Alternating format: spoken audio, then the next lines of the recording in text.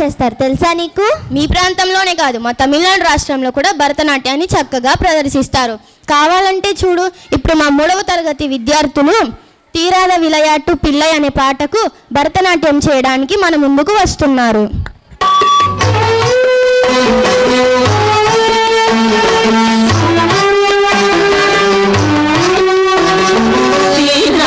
விளையாட்டு பிள்ளை கண்ணன் தீராத விளையாட்டு பிள்ளை கண்ணு தெருவிலே பெண்களில் கோயாத கொள்ளை தீராத விளையாட்டு பிள்ளை